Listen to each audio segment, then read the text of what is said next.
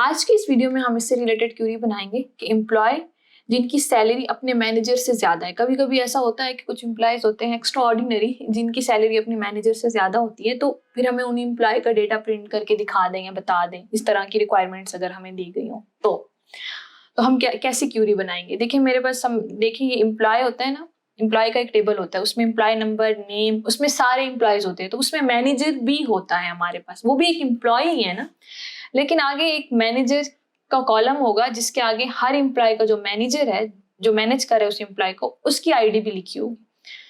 तो समझ लें ये इस तरह का एक टेबल होगा, ये उसके एट्रीब्यूट्स हैं। अब मैंने इसी के हिसाब से ना एक डमी टेबल भी अपने माइंड में बना लिया कि देखें ये एक ईआईडी है, ई नेम है, सैलरी है और आगे मैनेजर है, और ये 6 जो है ना ये एम्प्लॉय हैं।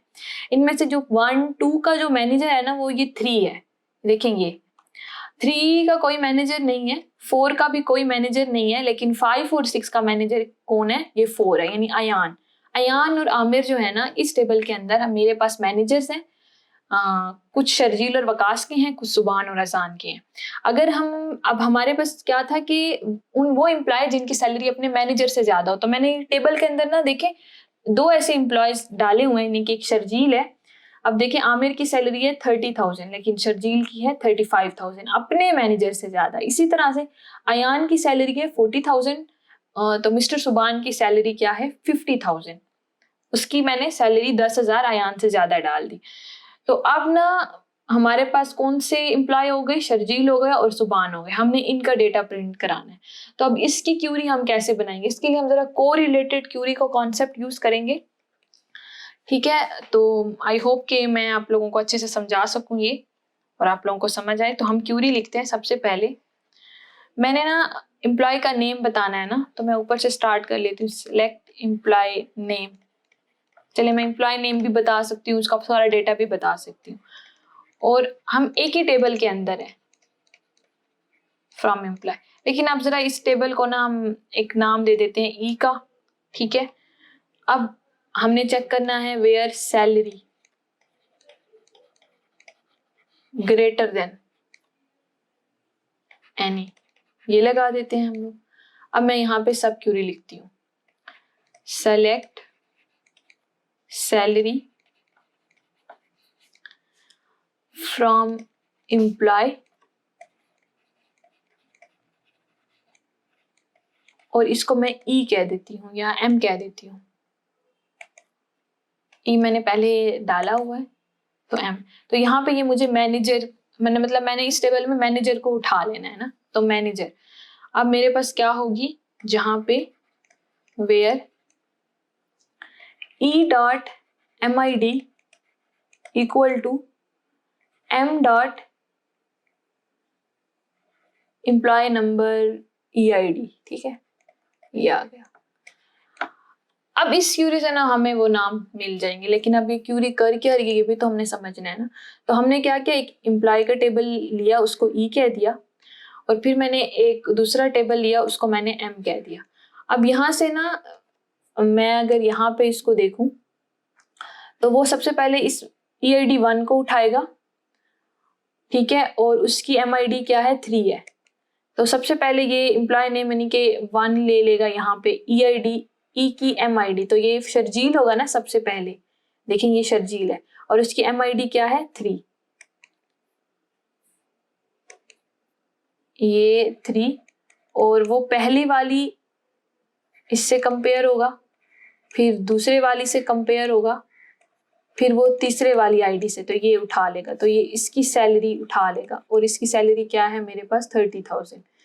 अच्छा ना, ये ऐसे जैसे नेस्टेड लूप्स हम इस्तेमाल नहीं करते कि ये एक दफा चलेगी तो ये जितनी दफा टेबल की रोज होंगी ना ये उतनी दफा चलेगी, यानी कि ये एक दफा चल रही है तो टेबल की रोज, यानी कि ये एक दफा होगी तो ये 6 दफा चलेगी, यानी एक दफा होगी तो अंदर वाली 6 दफा चलेगी, फिर अपना डिजायर डेटा उससे कंपेयर करेगी, फिर ये दूसरी जो होगी वो चलेगी तो वो भी 6 दफा, ये इस तरह से चलेगी अगर हमने ये एज ई और एज एम लगाया हुआ है। तो यहां से ना ये पहली दफा पे ये मुझे 30,000 देख लेगा, और इस एम्प्लॉय की जो सैलरी है ये 30 से ज्यादा है ना, और वो एम्प्लॉय का नेम क्या है मेरे पास? शर्जील। देखिए ये हो गया प्रिंट। वो बाकियों से भी कंपेयर करेगा, लेकिन जहां पे वो 3 के बराबर होगी ना, वो उसी सैलरी को उठाएगा। अब देखिए बाकी कहीं पे भी ना, इसकी है ही 3, तो बाकियों से तो ये मैच करेगी नहीं, तो वो नहीं लेगा। इसी तरह से अब ये वकास के लिए लेगा, यानी वकास की EID क्या है मेरे पास 2। अब ये जो 2 होगी, इसको समझे आप, ये 2, यहाँ पे EID नहीं, यहाँ पे ये, एक मिनट, इस 2 की MID क्या है मेरे पास 3 है ना, 2 की भी MID देखें ये 3 है, ठीक है। अब वो इन 6 से कंपेयर करेगा। 2 की MID 3 है, तो पहले 1, फिर 2, फिर 3, फिर 4, फिर 5, फिर 6। नहीं, लेकिन हमने क्या करना है, इक्वल वाले को उठाना है। तो कहाँ पे ये इक्वल हो रहा है, इस 3 पे, तो 3 की जो सैलरी है वही दोबारा 30,000 उठा लेगा, ठीक है। अब इसकी अपनी सैलरी क्या है, देखिए 10,000 तो ज्यादा नहीं है, तो वकास नहीं आएगा, वकास नहीं आएगा। अब दोबारा से मेरे पास ये दोबारा से एग्जीक्यूट होगी।